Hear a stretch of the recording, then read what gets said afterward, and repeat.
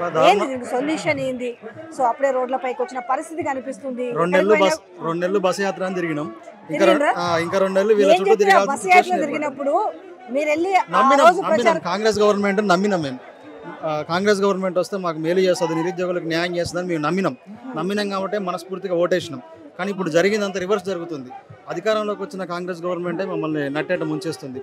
ఉన్న పోస్టులను కూడా పెంచకుండా పాత గవర్నమెంట్ ఇచ్చిన పోస్టులను నింపుకుంటా అవే పోస్టులు ఫిల్ చేసిన 30,000 వేసినవని బీంకాలకు చెప్తూ ఉంటుంది. చాలా దారుణం అండి ఇది.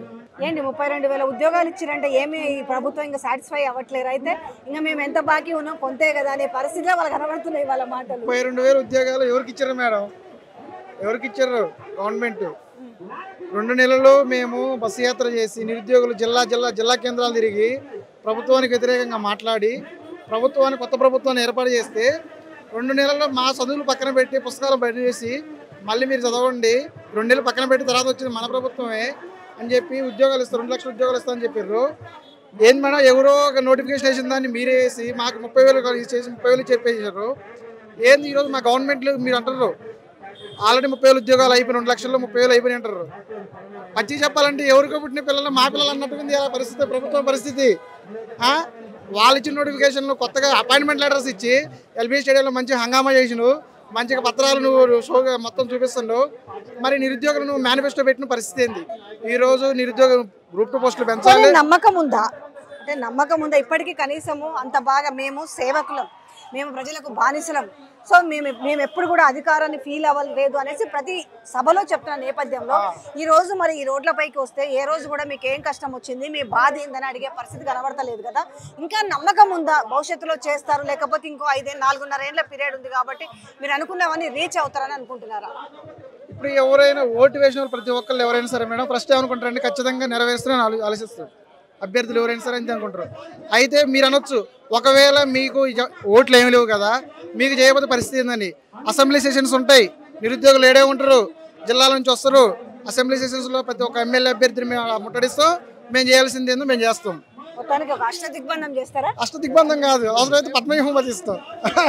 చెప్పండి. ఇది ఖచ్చితంగా గ్రూప్ 2 మూవ్మెంట్ అనేది న్యాయపరమైన డిమాండే. లాస్ట్ టైం కేసీఆర్ గవర్నమెంట్ దించింది కూడా ఈ గ్రూప్ 2 మూవ్మెంట్ అని మేము నమ్ముతాం. ఆ రోజు పెద్ద ఎత్తున టీఎస్పీసీ దగ్గర జరిగింది. నా పేరు సమీర్, నేను అచ్చంపేటకెళ్ళి నియోజకవర్గం నుంచి మాట్లాడుతున్నాను మేడం. 1969లో ఫస్ట్ మూవ్మెంట్ అన్నాపత్తుల రవీంద్రనాథ్ నుంచి మొన్న చనిపోయినటువంటి మలిదశ ఉద్యమంలో శ్రీకాంతాచారి వరకు కూడా అన్ని నిరుద్యోగ పోరాటాలే.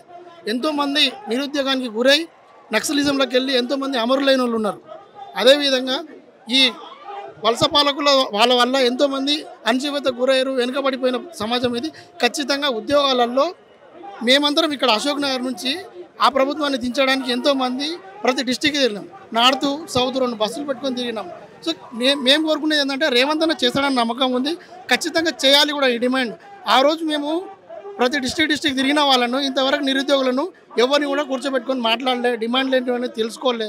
కానీ రేవంత్ రెడ్డి గారు ఖచ్చితంగా పిలిపించుకొని మాట్లాడతారని అనుకుంటున్నాం. ఈ సమస్యను, ఇది చాలా పెద్ద సమస్య, చిన్న సమస్య కాదు మన తెలంగాణ రాష్ట్రంలో. కాబట్టి దీన్ని ఖచ్చితంగా రేవంత్ రెడ్డి గారు చేస్తారని మేము నమ్ముతున్నాం. బలంగా ఖచ్చితంగా 2,000 వరకు పోస్టులు పెంచాల్సిందే, 3,000 గ్రూప్ 3 పెంచాల్సిందే. దీని డేట్ను కూడా ఎక్స్టెండ్ చేయాలి. 1:100 ఆడుతున్నారు గ్రూప్ 1లో. ఈ 3 డిమాండ్స్ ఖచ్చితంగా నెరవేర్చాలి.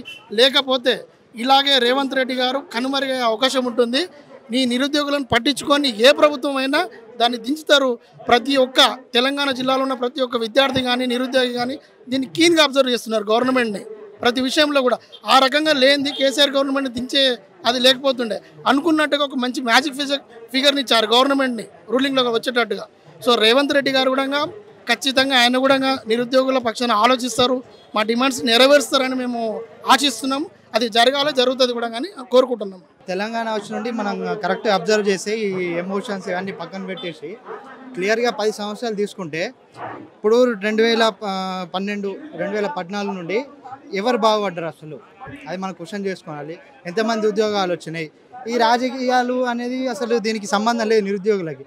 ఏంటంటే ఒక రాజకీయం వాళ్ళని దించడం ఎక్కించడం దాంట్లోనే పని అయిపోతుంది. స్టూడెంట్స్ విద్యార్థులది మీద అందరిది దించడం ఎక్కించడం. వీళ్ళు పోతే కేసీఆర్ పోతే రేవంత్ పోతే కేసీఆర్ అని ఆల్టర్నేటివ్ వస్తూనే ఉన్నారు.